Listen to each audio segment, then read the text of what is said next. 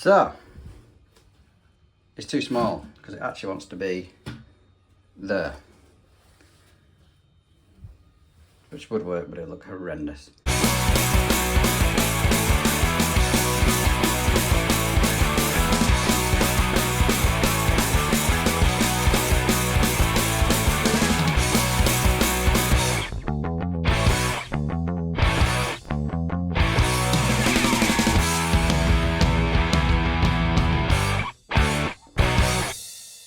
What's up, YouTube? Tuesday morning, and today I have one of these to take out and replace. I dreaded shower enclosure because the runners have snapped. Not sure where you get replacements, or the customer's not sure where you get replacements, and they don't want replacements because it's starting to look manky. Their words, not mine. Now, I would like to say I hope they haven't siliconed the profiles to the wall, to the shower board or wall, whatever you want to call it. But I do that, and I learned that off my dad. And my dad put this screen in, so it's not looking good, bruv. First thing you want to be doing is get some protection down on the surfaces, because I'm not replacing the tray, obviously. I've just seen that someone has, well, seems to have stuck this down with chewing gum. There is a trim under there. I don't actually know what's going on, and I don't know how I'm going to rectify that. But you want to get your doors off first. Normally these have springs on, so you push both of them down, both brackets down. That would then release the bottom, but obviously because this is broken, it's already released. And then you just lift these off out of this runner here. Then you want to be removing these. Let's hold the side profiles. Well, hold the enclosure into the side profiles. There's 3 on this. Top, middle and bottom. And undo these little screws which hold it in, not with a flathead like me. Probably not with a PZ2 either, because they're normally a PH2, which they are, but I'm being lazy. All 3 of these out.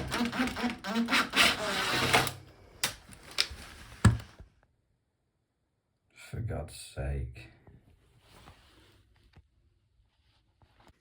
Now, because we can see these screws, we could undo this to help us, undo them to help us remove this, but normally you won't be able to see them screws because they're normally inside the inner part of the profile, and you would just have to pull. I don't know if it'll show one hand because it's quite stiff. Pull that off the profile. But in this occasion, because we can get to them, I'll undo them on both sides. On that side, because you can't see them on that side. I'll just undo these to try and help me get this free. It's full of silicone. To do this first, you've got to run round the bottom of the tray, cut off the external silicone that people put on, that was supposed to put on, and down the sides of here, on both sides. Run round that with a knife.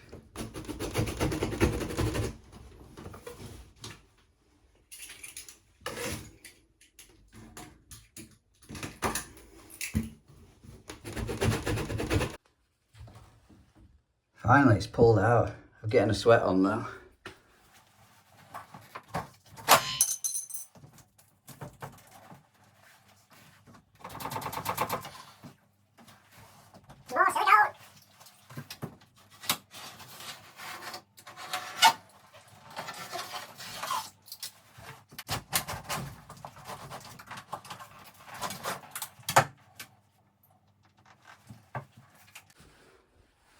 Oh, we got a lot to clean up.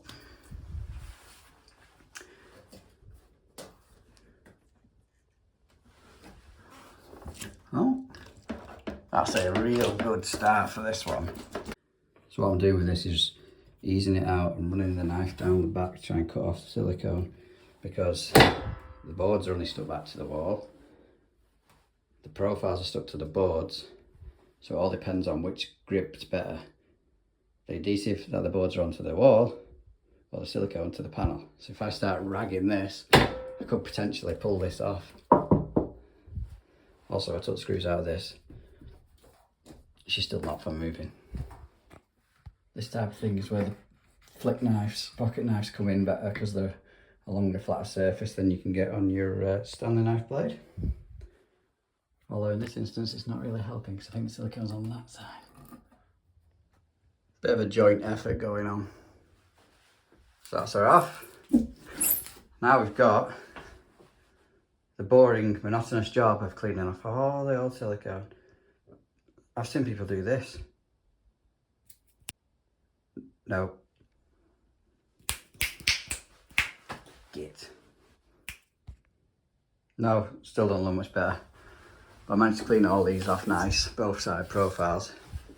I don't think me and my dad did fit this because one, well, we might have fit the tray and the screen, but I don't understand why there's this trim on the tray and then the board on top of that. That's why it's had to have had a massive bead of silicone round. Because let's be fair, water could track under that and just ruin the board. And when I put the trims on, I used that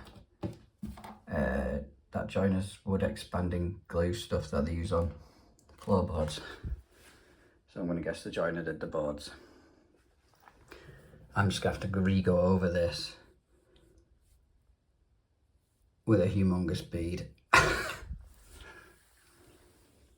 Alright, you're joining me again with a bit of a longer beard and longer hair because it's 3 days after on this one. The shower enclosure didn't get delivered on the day it was supposed to. Let's get everything sheeted up and everything in. So get everything out of the packaging, obviously check nothing's damaged. The instructions and everything laid up. Glass, make sure that's not going to fall over. I'm going to read what they say. Actual wall profiles on this one, which you screw to the wall and slide this in. There's none of that. So I'm hoping I've got the measurements right. But the way these side profiles click in, that way around,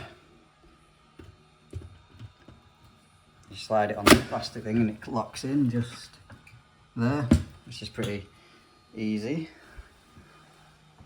It means I've got to put the glass pieces in after using these seals, which I do not like. A bit of a pain to push in, which I'm guessing is why they've sent some lube.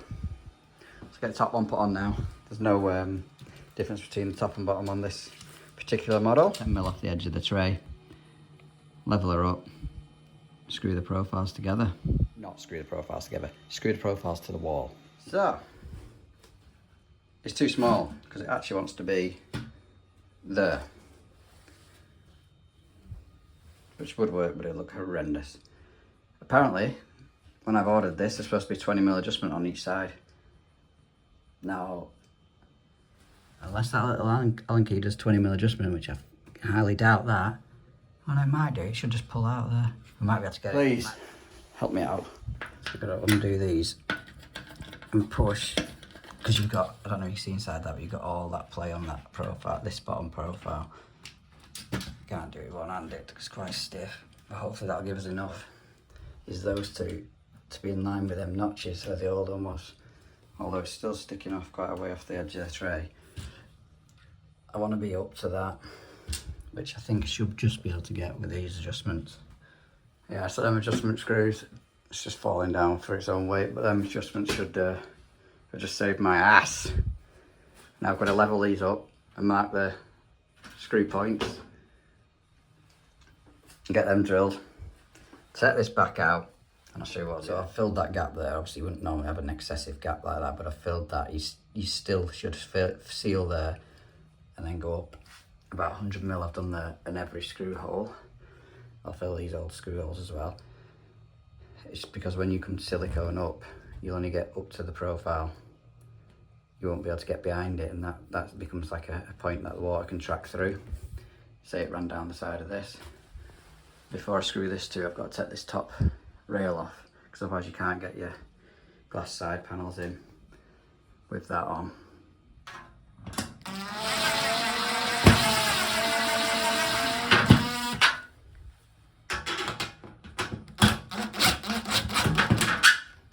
So I reckon just drop the panel in like that. Must have to push these seals in afterwards, which is always good fun. These little runners catches slide over.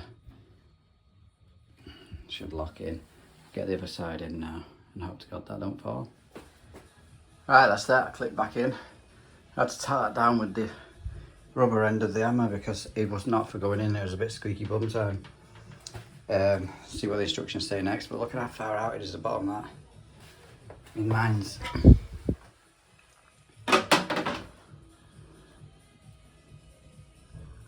I've pulled that out as far as possible.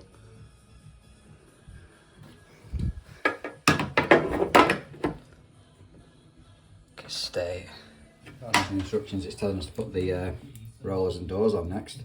So these ones with the spring in, which move up and down to get in the actual runner of the door profile, they go on the bottom. The top ones are rigid. Just going to undo that screw. It's self-explanatory, got the white plastic on the outside. Inside, sorry, rollers on the outside. So you drop in your top rollers into the runner. And your bottom ones, just push the spring down like that and lock her in on both sides, and that's the doors on. Now it's telling me to push these in to hold the glass in, which is bloody hell looking easier said than done. I'm going to push them in. It's telling me to put this inside seal on, which just pushes on. All the way, I took the door off because I was doing my head in. I've got a seal on this side as well. Now this seal, it's got a tapered edge on it. It's going to push you in from the top all the way down. Sometimes these are going easy, and sometimes they'll be a pain in the ass. I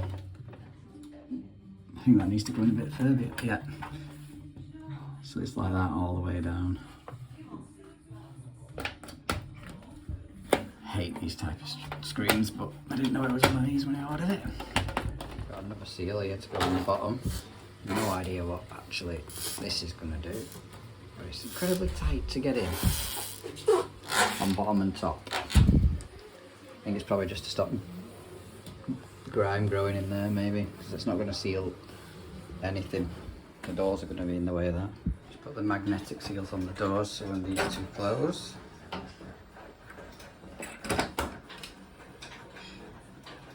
The lead altering. It's touching the top and not the bottom. There's an adjustment on them. Just putting the handles on now, which is self-explanatory. You got a washer on, make sure you got a washer on both sides. Just hand tighten up. Big handle at the top, on the inside. Obviously self-explanatory. And I've put the seals on the door, which is another flappy style one. So when this pulls to, it closes the gap here. Many minutes later. Just adjusting them on these little hinges at the wheels, should I say. I've got these little pointless cover caps on top of here. That's a bit of seal around here and here. And I'm going to do something with that just to make it a bit fresher. But yeah, silicone around the outside, up each side. And then that should be what's out of here. Silicone looks alright from here, but it's actually not. Best I could do out of a bad situation with that trim that was underneath the panels. The thing I could have done really is put another bigger trim on, or do what I've done. I'd be glad to see the back of this one. Don't forget, like, share, subscribe, and comment down below. Thanks for watching.